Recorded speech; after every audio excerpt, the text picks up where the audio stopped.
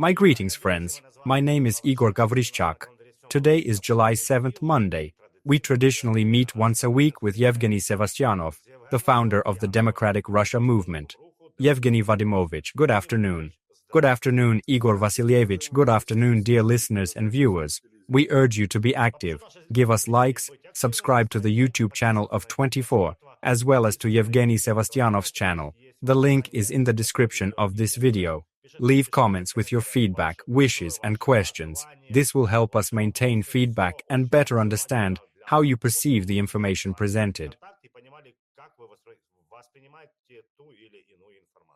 Yevgeny Vladimirovich, I would like to start with today's news. In the morning, dictator Putin decided to replace the Minister of Transportation of the Russian Federation, Roman Starovoit. After Starovoit learned of his resignation, a few hours later it became known that he had shot himself. What does this mean? Is this a cleanup by the Kremlin, or did Starovoit realize that he no longer had a future? Why are changes of agency heads under Putin so often accompanied by tragic outcomes?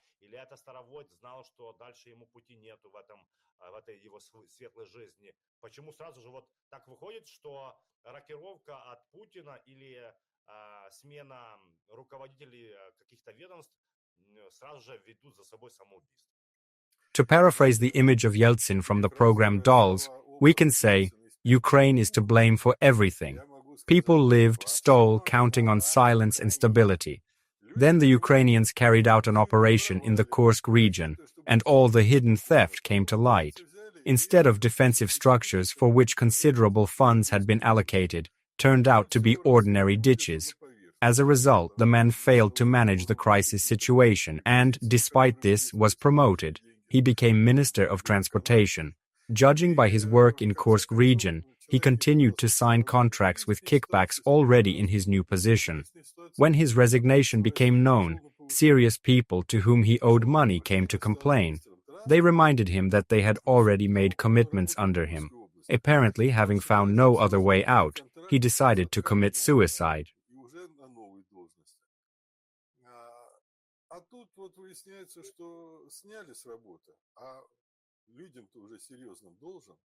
Серьезные люди пришли с претензией. Ты что ж там, гад? Мы под тебя уже набрали тоже обязательств. В общем, давай выбирайся. Ну и, видимо, никакой иной судьбы он себе не придумал, как пустить пулю в висок.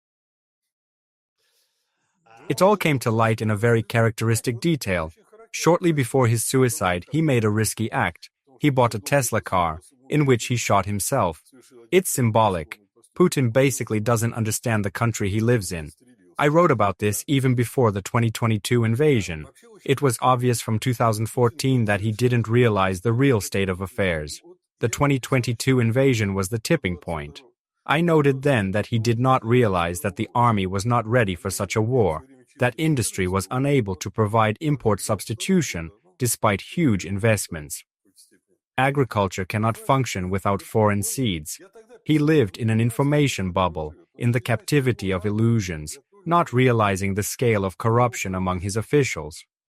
Абсолютно не обладает потенциалом импортозамещения, на который он расходовал гигантские деньги и в которые он верил. Что его сельское хозяйство не способно работать без семян из-за рубежа. Знаете, вот он просто всего, он реально жил в каком-то информационном пузыре или в плену каких-то иллюзий, и он не понимал, как грабят и воруют его чиновники. Да? All of them thought, all right, we'll steal. The boss is playing war games. It won't come to a real war. But when he really started the war, everything hidden began to surface. We see repressions against the Ministry of Defense, the General Staff, ministers, regional leaders, all because they were sure that the president was just playing around and that this would never become a real test. But it has begun, to their great surprise. It became clear that the king was naked, and what's more, the prince in front of him had stolen all his clothes. That is what they are now being punished for. Today, the former first deputy head of the Rosgvardia was sentenced for embezzlement in the construction of a landfill in Siberia. This is not Timur Ivanov, but a different figure. It is no longer possible to keep track of all the arrests in Russia. За воровство на строительстве какого-то там полигона в Сибири. Это, в общем... Нет, Росгвардия, российская гвардия. Да, за посадками в России уже можно не поспеть, понимаете? At a glance, you can put everyone in jail. This is what Putin's power is all about.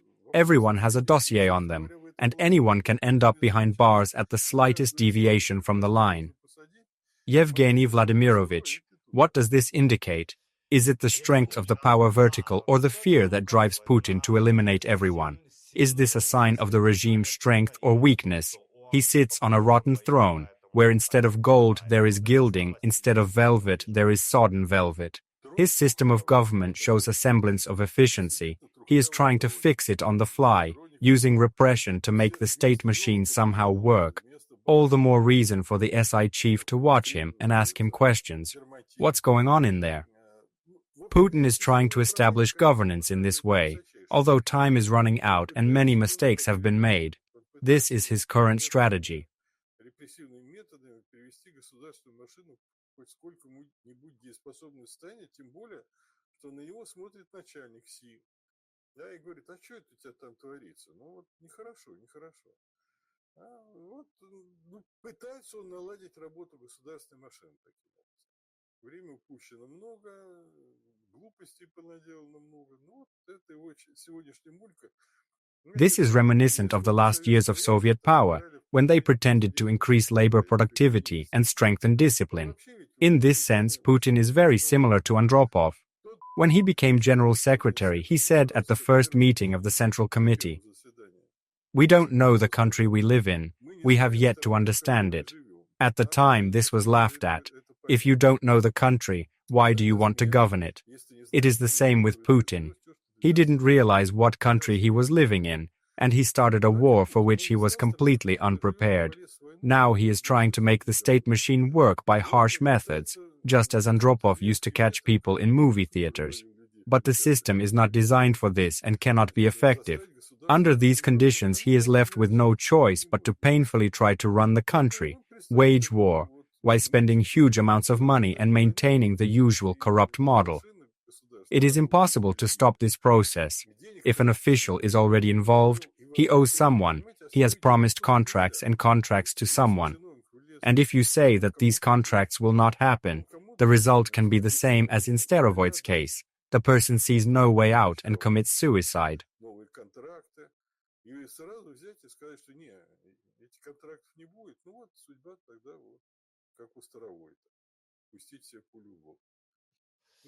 I would like to discuss with you the BRICS summit that took place yesterday and today in Rio de Janeiro. Putin did not fly there.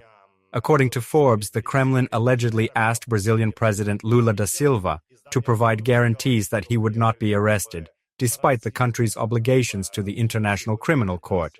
No such guarantees were given, and Putin remained in Russia. Forbes notes that 125 countries have signed on to the court's jurisdiction. Yes, Mongolia took Putin in last year, but that was under pressure from Russia and China. How seriously is this warrant restricting Putin and preventing him from breaking out of his international isolation? And is Lula da Silva really resentful of Putin for not meeting him in Moscow when he returned from Beijing? Moreover, to what extent is BRICS even a viable organization, rather than an artificial association of countries with different interests and goals? Путина за то, что тот, кто в Москве не встретил его, когда он с Пекина летел, да и вообще, насколько БРИКС это такая очень искусственная организация. As for Putin's trip, it's worth noting that Xi Jinping didn't fly there either. I think Lula da Silva would rather guarantee Putin's arrest than his safety. Brazil, despite all the nuances, remains a signatory to the Rome Statute. You asked an important question. What is BRICS? I call it a club of Chinese investment enthusiasts. This organization was originally created with the intention of distributing Chinese investments. Similarly, the SCO can be called a union of China's raw material appendages, countries that supply China with resources. BRICS unite states interested in attracting Chinese investment. When the club was first formed, the volume of China's overseas investments exceeded $300 billion a year. Now it has fallen to 10 to 15 billion, and interest in the association has weakened considerably. India, for example, is not limited to cooperation with China. It has serious economic interests in the West and other developing countries, so it is not ready to enter into an open conflict with the Western world order. А Бразилия – это страна, которая отнюдь не замкнута только на Китай. У нее большие экономические интересы в западном мире, в других странах развивающихся, и поэтому она не готова идти на прямой конфликт с западным мировым порядком. Brazil, as a member of the post-war world order, has acceded to the protocol governing the International Criminal Court and is bound by its decisions. There is little to depend on the president in this matter. He can declare his intention to request or insist, but unless the Supreme Court overturns or blocks the warrant, he cannot change anything. First point, Putin didn't fly because he understood the risk of arrest and deportation to The Hague. Second point, BRICS is in decline and its influence will decline rapidly, especially given the internal disunity. India is in conflict with China. Iran felt left unsupported when it came under attack. In such circumstances, it is unclear why to gather and what to talk about.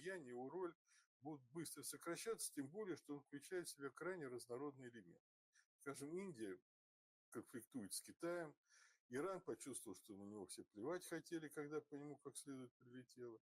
Ну, то есть, вообще непонятно, чего там собираться, о чем сейчас говорить. If we talk about geopolitics, the closest thing to us is the United States of America and, of course, Donald Trump. He recently said for the first time that he is not sure if he can stop Russia's war against Ukraine. How sincere is this? How much does it make a difference? And can we believe that Trump really realizes it is Putin who is the key figure on whom stopping the war depends?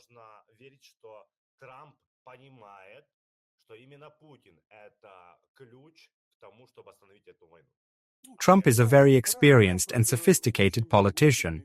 He is often underestimated and criticized in our country, but he has been involved in negotiations that are difficult for most people to even imagine.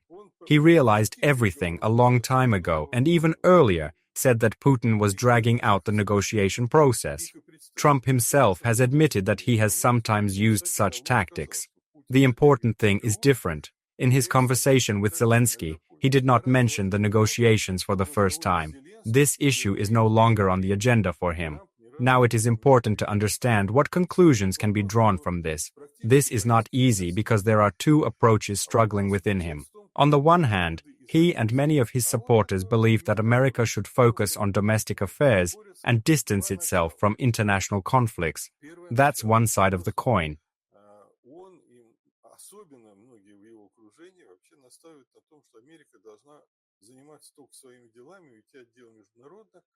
И сосредоточиться на своем континенте. Ну вот мы сейчас видим очередной...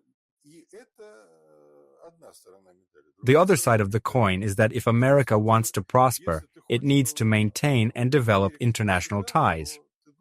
For example, the visit to the Middle East brought promises of $5 trillion worth of investment, a huge boost to the U.S. economy. Such investments are only possible in exchange for certain international commitments. There is another important factor, China. It seeks to draw the U.S. into regional conflicts to weaken its global influence. The U.S. military and national security strategy, adopted during Trump's previous term with the participation of Elbridge Colby, suggests withdrawal from Europe and the Middle East. And at first it seemed that this was the direction things were heading. However, the war in Iran changed the situation, and the U.S. was forced to directly intervene in the hostilities. Заключается в том, что США должны уйти из Европы, из Ближнего Востока.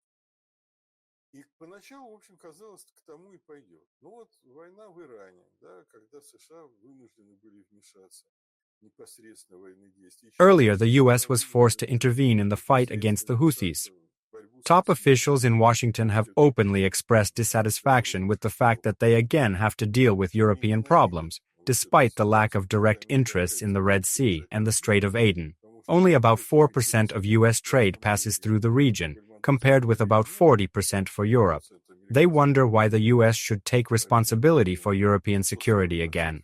China, for its part, is keen to keep the U.S. from focusing on the Indo-Pacific. it is interested in stretching American resources by diverting their attention to Europe and the Middle East. China is now clearly pushing Iran and the Houthis into actions that force the US to respond. The problem is that if America wants to fight far from its borders, it needs to move aircraft carrier groups there and keep them constantly on alert, which weakens its position in the Pacific. Проблема, вообще говоря, довольно драматична. Если ты хочешь бороться на вылете, что называется, вдали от собственной страны, то ты должен либо перебрасывать туда авианосные группы, постоянно там держать хотя бы пару авианосных групп на дежурстве, оттягивая опять-таки с Тихого океана. If the US is not moving carrier groups, it needs to base itself on land bases that are vulnerable to attack, creating a constant risk of escalation. America now stands at a crossroads. To what extent it should maintain a military presence in the Middle East and Europe? In this context, today's meeting between Netanyahu and Trump may be telling. Netanyahu will likely try to persuade Trump not to withdraw from the Middle East. How successful this will be will soon become clear. In Washington, the battle continues between advocates of isolationism and those who favor a limited but stable international presence.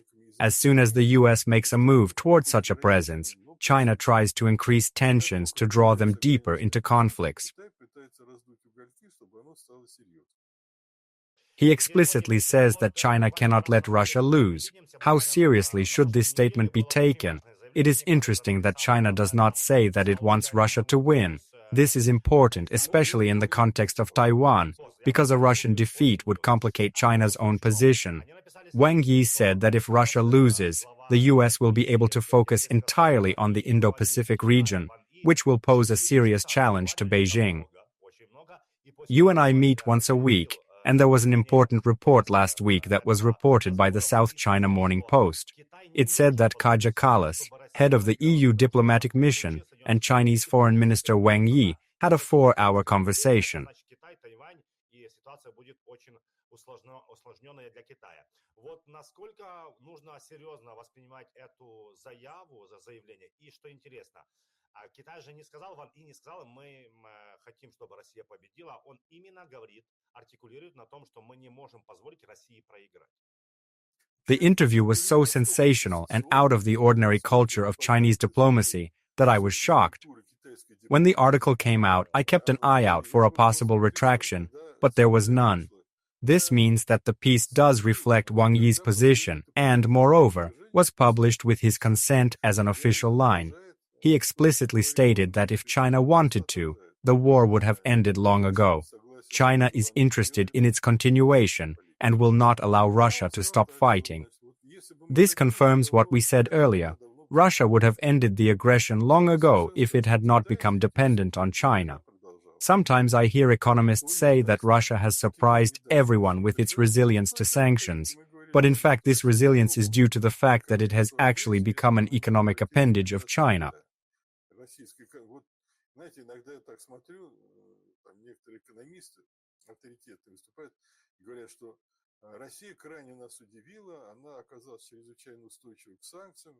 The Russian economy has ceased to be independent and has become an offshoot of the Chinese economy. Industry has become an appendage of Chinese industry, and the army acts not only in Putin's interests, but also in China's interests. Perhaps Putin continues the war in part because Beijing demands it. Wang Yi's interview was utterly cynical and shocking. He actually stated that China has no interest in ending the war because it would allow the US to focus on the Pacific. And China does not benefit from this. It has its own interests, Taiwan, the South China Sea. An example is the transfer of US Patriot systems and aircraft carriers from the Pacific to the Middle East. For China, this is part of a strategic game aimed at stretching US forces and diverting them from key areas.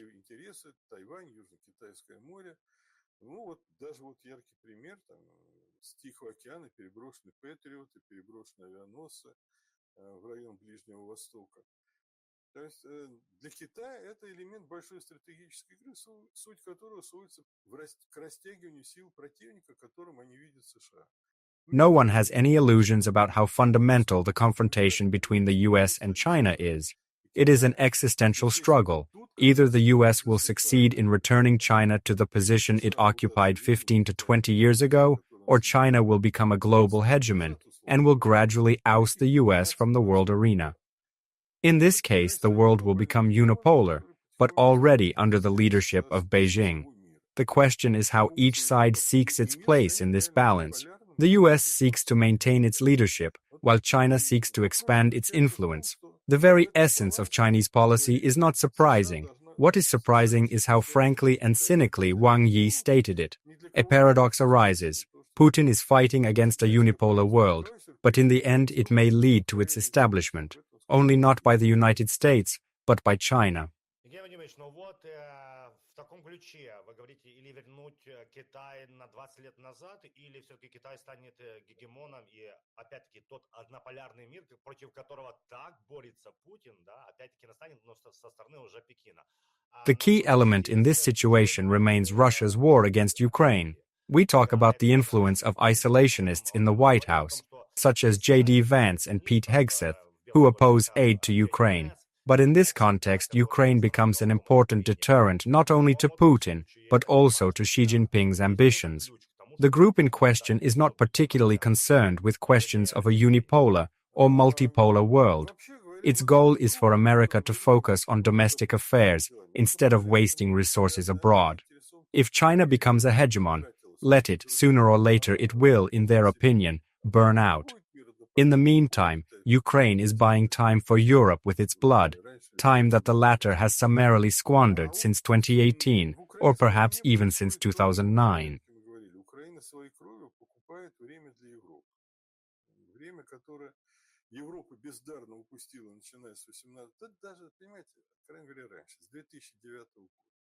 When Europe saw Russia's rearmament program and reforms in its army, it should have realized that these changes were not designed for local conflicts like Chechnya or Abkhazia. Missile carriers, strategic bombers, attack submarines and tanks are not built for defense but for offense. Europe has slept through this moment. Since 2009, it has ignored the signals. In 2018, Trump tried to wake her up by urging her to spend more on defense, but Europe continued to be inactive. Now it has a chance to remilitarize and become an independent center of global influence, all thanks to the courage of the Ukrainian people, who are holding back aggression at the cost of their own blood.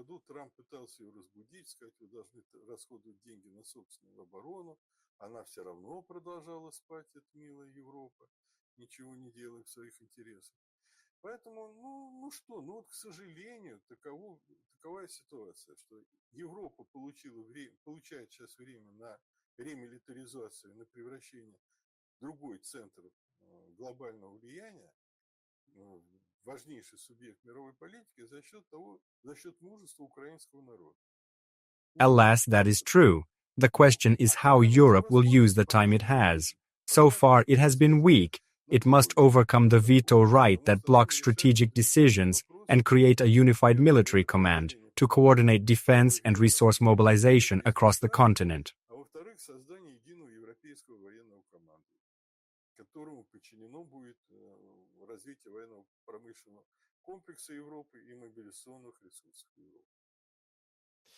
Yevgeny Vladimirovich, I would like to ask you how seriously to take what is happening in the United States at the moment. We are talking about Elon Musk, who announced the creation of the America Party and expressed his readiness to fight against Republicans and Democrats. Trump has already called it crazy and said that Musk has lost his mind. I myself wonder if this is a serious initiative or just another attempt to get attention. There have been many such attempts, and all of them ended in failure, but the current initiative is taking place in a completely new environment. In 2016, I formulated the concept of the network trap of democracy, the impact of social networks on the sustainability of democratic institutions. The emergence of social networks radically changed the information environment. As long as people received information from respected media outlets that were responsible for credibility and reputation, the political system remained stable. These outlets did not publish outright fiction like theories about a flat earth or perpetual motion machines. Social media has destroyed this filter. allowing any kind of misinformation to be spread on a huge scale, often even wider than traditional media. Они все-таки заботились о своей репутации. Поэтому и это был мощнейший фактор стабилизации политического климата в странах демократии. Социальные сети сделают возможным распространение любой ерунды неограниченно, причем иногда даже в большем количестве экземпляров, чем есть в респектабельных СМИ. Respectable media outlets also start publishing questionable content in pursuit of subscriptions. This leads to people with primitive views gaining disproportionate influence, strengthening the position of radicals in democratic societies. As a result, centrists, the moderate politicians, start to lose. Centrism may be defeated in the November 5, 2024 election. Therefore, the idea of creating a new party that would unite moderates from among Democrats and Republicans is being discussed. Musk's attempt in this context looks particularly interesting. He has money, access to information resources. This is reminiscent of the situation with Berezovsky, who in 1999 created the unity movement from scratch and thus brought Putin to power.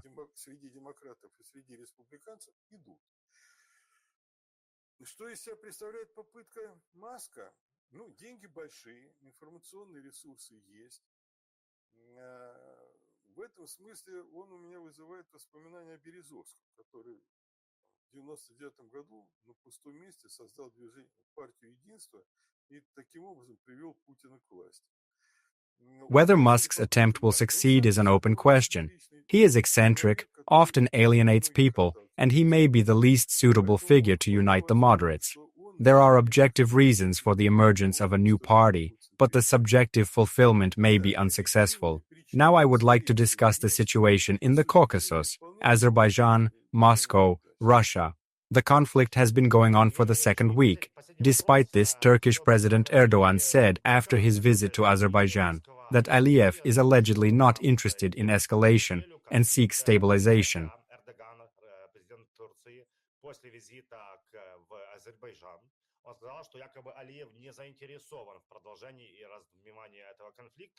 As I understand it, Erdogan did not say it directly, but Aliyev is not ready to put up with the Kremlin's silence, which has been going on since December 25th last year, since the moment when an Azerbaijani civilian plane was shot down. The problem is that Putin still treats the leaders of neighboring countries as vassals. He is used to seeing those around him who stand with outstretched hands and are ready to endure any humiliation. But the situation has changed. Russia weakened, got bogged down in the war, lost face, and its army lost its reputation. Some countries have new allies. Azerbaijan has Turkey, and now you have to talk to it on a different level. In December, Putin should have apologized, admitted responsibility for the tragedy, paid compensation, and punished those responsible. У некоторых стран в окружении появились совершенно другие патроны, как у Азербайджана появилась Турция. И с ними теперь надо говорить в другом ключе. Вот он должен был в декабре просто извиниться, признать ответственность россиян за этот неприятный инцидент трагический, выплатить компенсацию, наказать. After all, Alexei didn't demand anything special from him.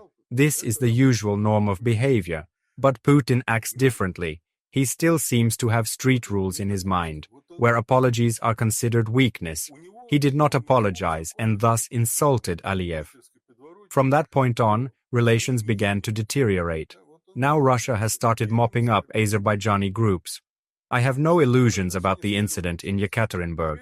Most likely a local criminal community really acted, but the fact remains that 2 of them were killed during arrest, and brutally, although they did not resist. This is an obvious crime with ethnic overtones. Aliyev expressed outrage. Putin again had the opportunity to recognize the inadmissibility of such actions, promised to investigate and punish those responsible. Ну, конечно, это безобразие. Так поступать с людьми нельзя при задержании. Мы разберемся и накажем виновного. He is again doing nothing. Aliyev has the right to break off relations, even though it is disadvantageous to Azerbaijan in material terms. For Russia, it is humiliating. Erdogan does not need conflict either. He wants stability and peace in the South Caucasus, which is gradually coming under his influence. Now he seems to have reached an agreement on the Shunik corridor, which gives Turkey access to the Caspian Sea and the Turkic world beyond it. Kazakhstan, Turkmenistan, and even a number of territories in Russia. This is a major strategic success for Erdogan, but it requires peace, not war. No one but Putin is interested in continued hostilities. The others are eager to promote trade, economic ties, and soft power. Но это требует не войны, а мира. Никто, кроме Путина, ведь в мире не хочет воевать. Понимаете? Все остальные уповают на развитие экономических связей, торговли, заинтересованности, каких-то мягких контактов, мягкой силы. Why does Erdogan need a conflict between Russia and Azerbaijan? He doesn't. Why does Azerbaijan need a conflict with Russia? No need. Why does Russia need a conflict with Azerbaijan and Turkey? No need either. It all boils down to one person in the Kremlin, who brings the situation to senseless aggravation. Hopefully this will influence the position of the civilized world and make it realize it is Putin who constantly seeks escalation. It is indicative that even Trump has changed his rhetoric. Now he talks about finding weapons for Ukraine. It is no longer about isolating Russia from American supplies, but about the fact that the US simply does not have enough resources. This is important to understand. America's capabilities are not unlimited.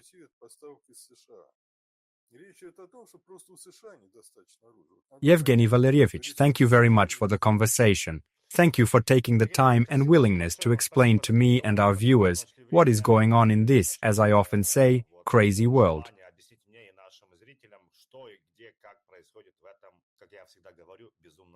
Thank you very much. Welcome to my channel. It's called Yevgeny Savostyanov, on the fronts of World War IV. I'm also acting as an authorized representative of my granddaughter, who has asked me to promote her channel, where she talks about laboobs. A link to her channel will be available there as well. Thank you for your attention, have a good day, and see you soon. Be sure to subscribe to YouTube channel 24, share our conversation, and, of course, we'll see you on the air on channel 24.